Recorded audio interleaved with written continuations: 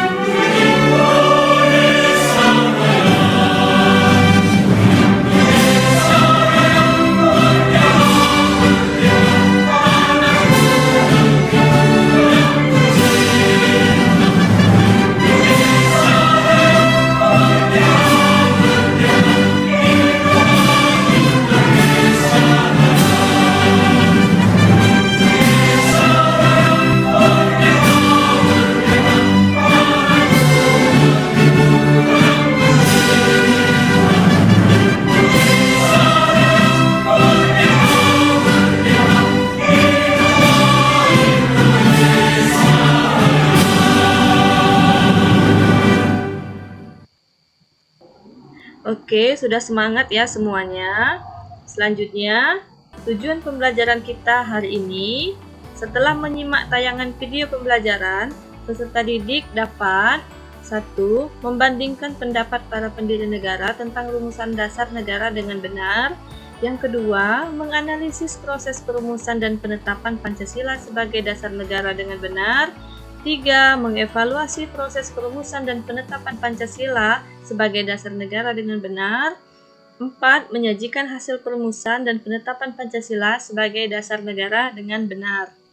Kata motivasi kita hari ini yaitu, kalau mau menunggu sampai siap, kita akan menghabiskan sisa hidup kita hanya untuk menunggu.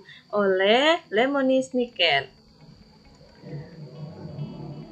1. Sejarah perumusan Pancasila sebagai dasar negara. Anak-anak silahkan perhatikan gambar yang Ibu tayangkan, gambar 1 dan gambar 2. Gambar 1 merupakan sidang BPUPKI dan gambar kedua adalah sidang PPKI. Bagaimana sejarah perumusan Pancasila sebagai dasar negara? Silahkan disimak ya.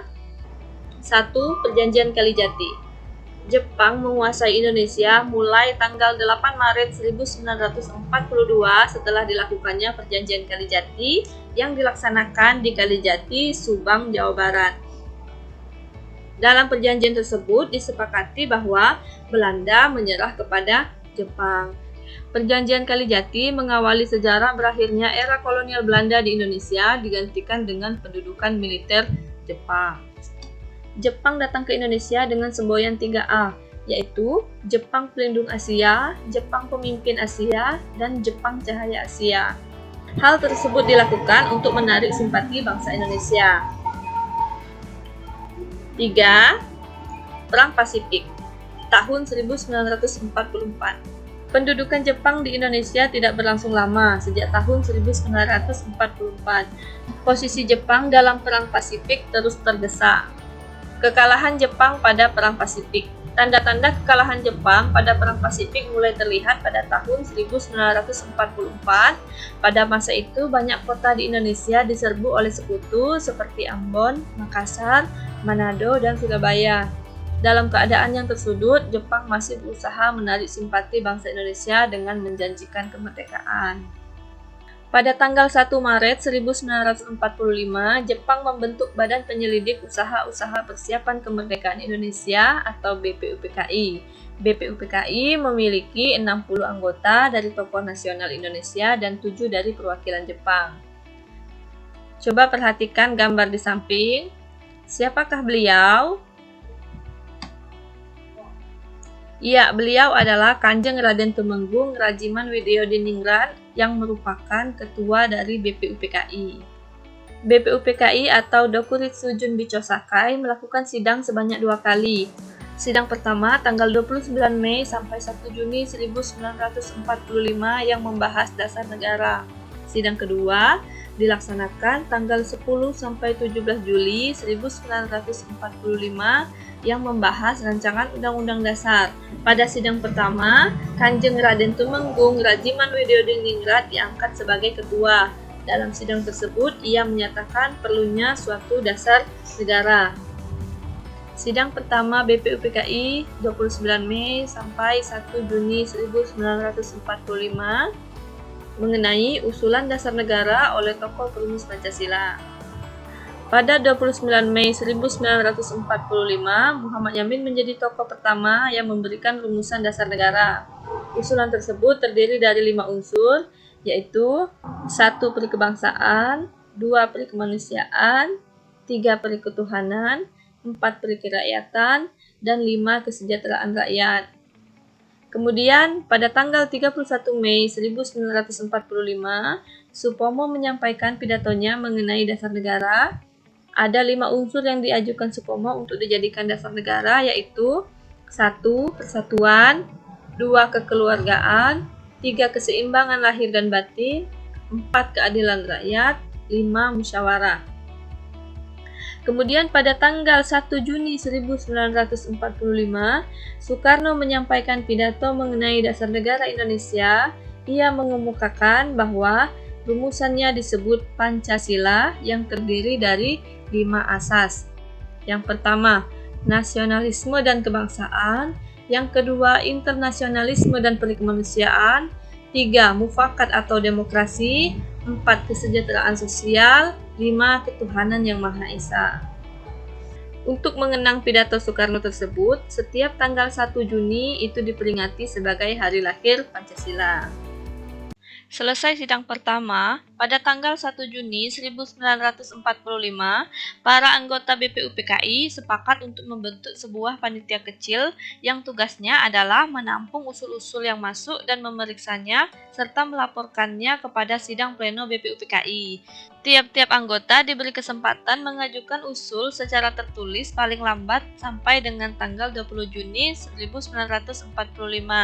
Adapun anggota panitia kecil ini terdiri dari 8 orang, yaitu 1. Insinyur Soekarno, 2. Ki Bagus Hadikusumo, 3. Kiai Haji Wahid Hasyim, 4. Mr. Muhammad Yamin, 5. M. Sutarjo Karto Hadikusumo, 6. A.A. Maramis, 7. R. Otto Iskandar Dinata, 8. Dr. Andes Muhammad Hatta.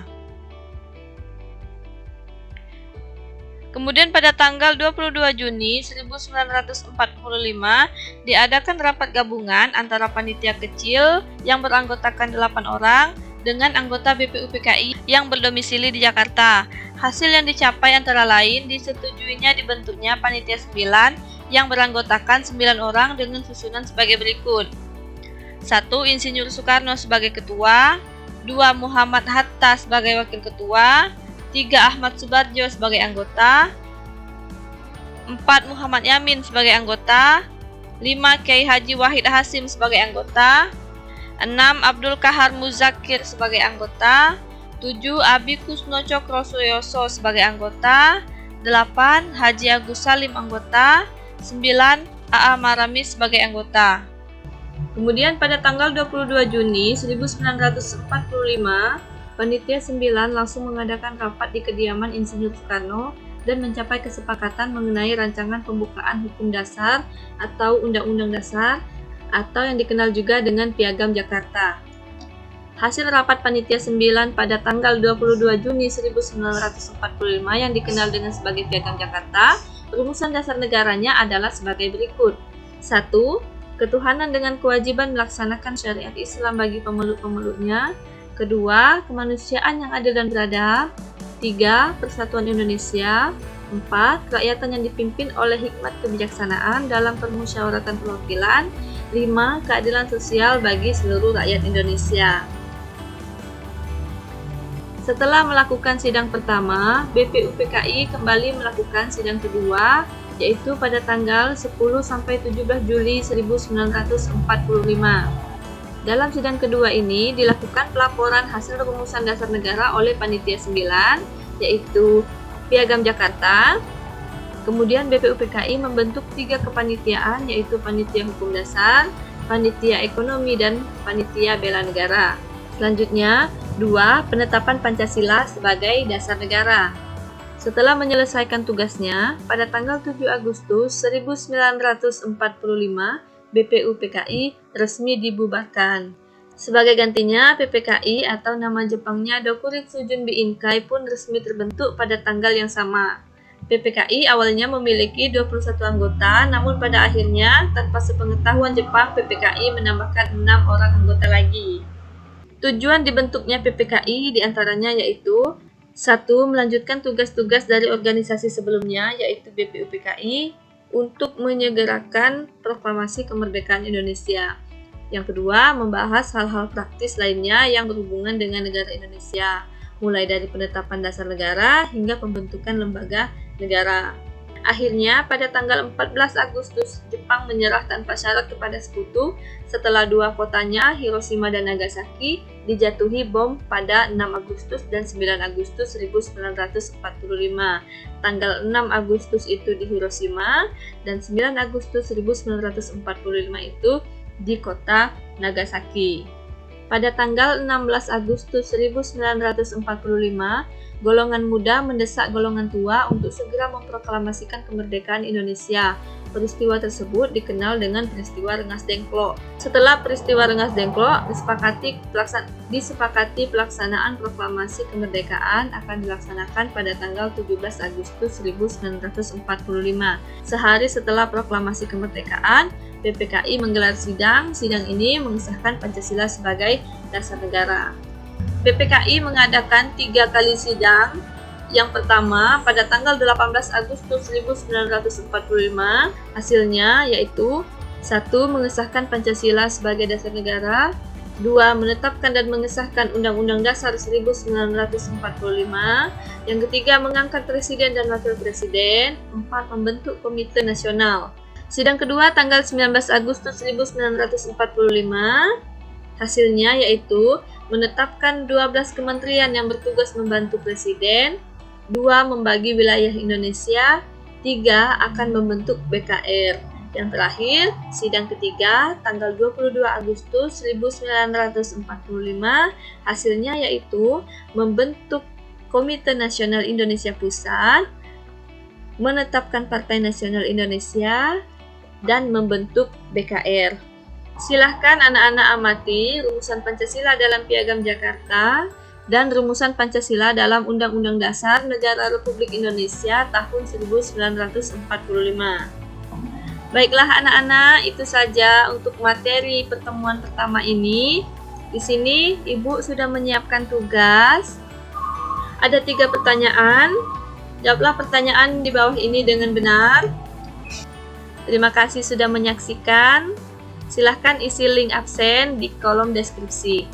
Pada pertemuan berikutnya, kita akan membahas mengenai komitmen para pendiri negara dalam perumusan dan penetapan Pancasila sebagai dasar negara, kemudian nilai semangat para pendiri negara dalam perumusan dan penetapan Pancasila sebagai dasar negara. Terima kasih sudah menyaksikan. Silakan share video ini agar bisa memberikan manfaat kepada yang lain. Sebelum kita menutup pembelajaran hari ini, Marilah kita berdoa menurut agama dan kepercayaan kita masing-masing. Berdoa, mulai.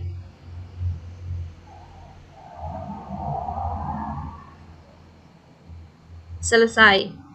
Ibu akhiri, wassalamualaikum warahmatullahi wabarakatuh.